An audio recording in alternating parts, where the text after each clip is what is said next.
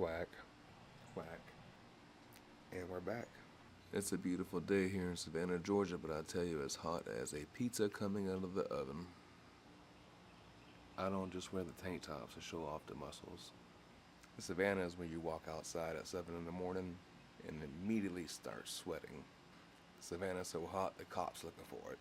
Savannah's like going on the show Hot Wings and then beating the final boss. My point is, if you live in Savannah, you definitely want to have AC in your car. People rather skip the car note and get the AC fixed. People would rather ride on a donut before not fixing their AC. With all that being said, I figured it was the perfect time to let this video come out. Now this is on the same Highlander that I did the brakes on, and I did do it at the same time. I went into that knowing the AC compressor had failed. There was no guessing, it was done. Now I am blessed and I do have access to an AC machine, so it's a lot simpler for me. I do have gauges. I can use the vacuum pump. I'd much rather use a machine. As soon as I asked him what had happened, and he told me that the buttons were flashing, AC compressor. Another clue was when I did the timing belt for it, I knew that someone had replaced that compressor before because I found their craftsmanship. Now AC work can be extremely expensive. Also, it can be extremely expensive to the person doing the work. If you don't dispose of the refrigerant correctly or evacuate the system correctly, you're gonna have issues if you get caught. Last time I checked, it was about $10,000 per whatever for the amount of refrigerant that you released into the atmosphere. They don't play, and they like money. And also, if you're unaware, the cans that come with the gauges to recharge your AC system from the parts store is not the same stuff that we put into your vehicles professionally. The stuff in the can contains a form of stop leak. When stop leak enters the system, it flows around and you are going to have a nightmare trying to get this stuff out. You really got to read the back of the label and know what you're buying. You can do this with refrigerant from the parts store, but it's not going to be the ones that come with the handles. Okay? Don't do stop leak, guys. Stop leak's bad. Anything stop leak, bad. Bad. Don't do it. Serious. So follow along to see how you change a AC compressor on a 2001 Highlander. Alright, so since this vehicle is getting an AC compressor, first thing we got to do is locate our high side and low side. Let's see. So that is going to be our high side, and that blue cap is going to be our low side. So the first thing we're going to do is perform an evacuation of the system and make sure she is safe to open up.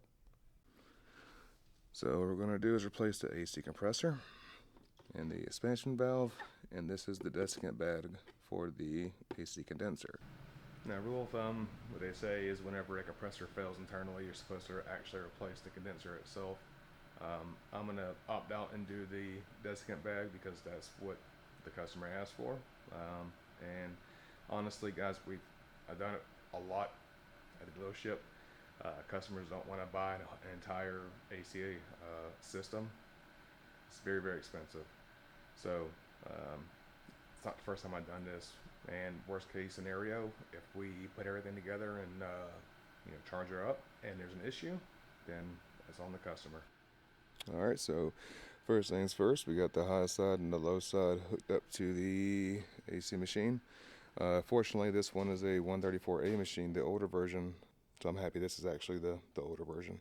So we're going to perform the evac on this one, and then we will work on other stuff while this is sucking the system down. All right, so we're done recovering the system.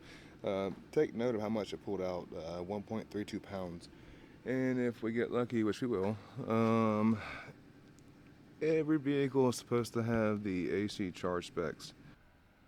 Okay, so since we are moving the AC compressor, the first thing I gotta do is get the serpentine belt off. On these older style Toyotas, what you do is the bolt right here is 12. That's your lock nut. Where is she at? The actual alternator bolt. Okay, With that one loose and the lock nut loose, now we're going to adjust this bolt.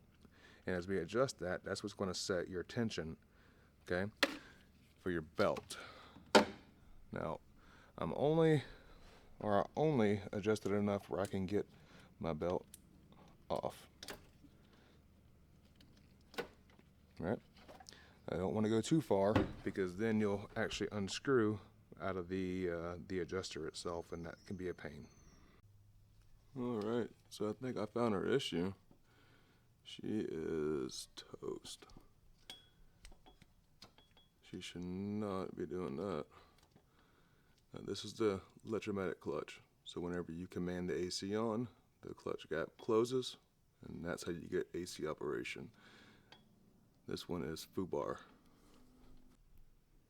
All right, so here's the AC compressor out, and here's a better look.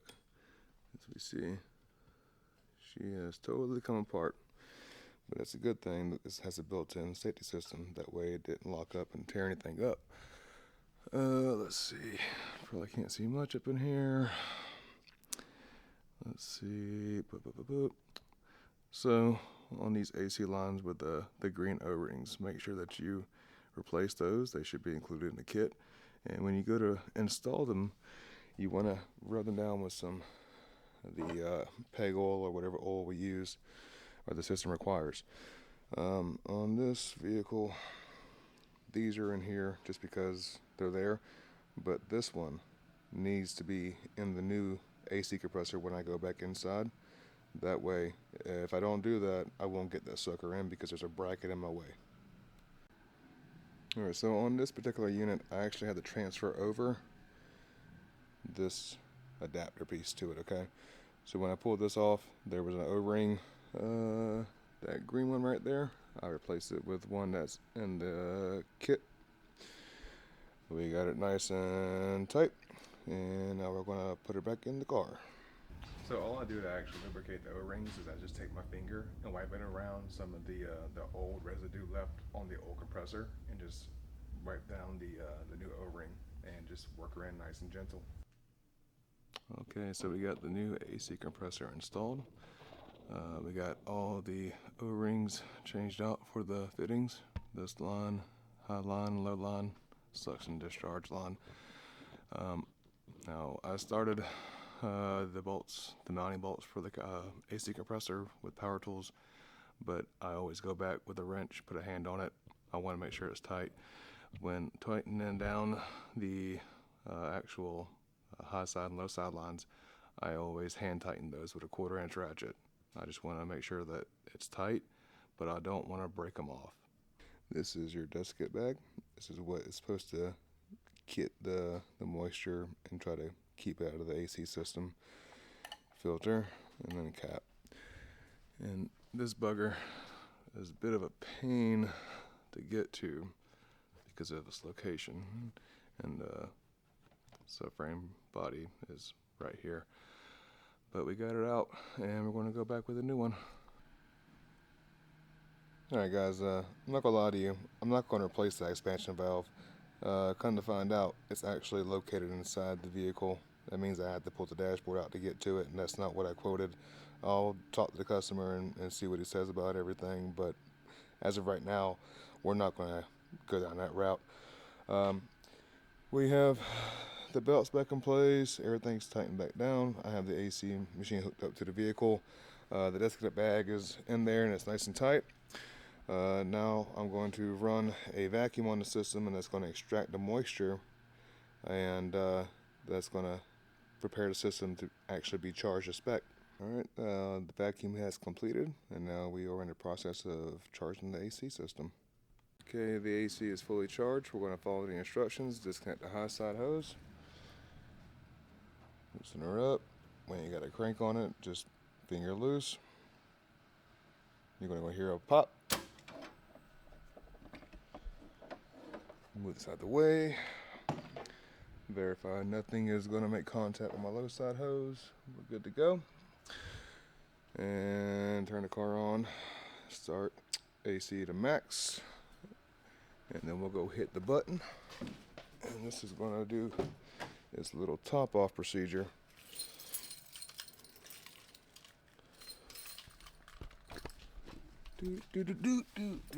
For a 2001, this thing is in immaculate shape. Alright. And then we're gonna go full AC. Boom. Boom. Make sure she's good to go. Okay. I don't hear any funny noises, so that's a good thing.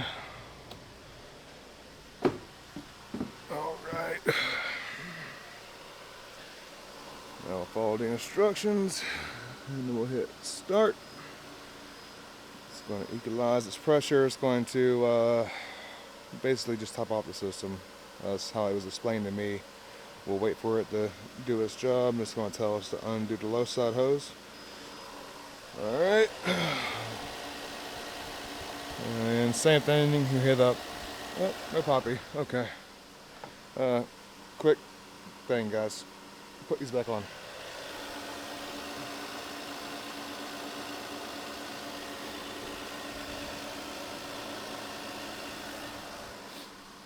And we'll be nice and clear the system out. Those caps actually protect the straighter valves in those ports. Let's see what we got. All right, nice and chilly. Chilly. Yay, AC works. Down here in Georgia, coming up on summertime, you definitely want that.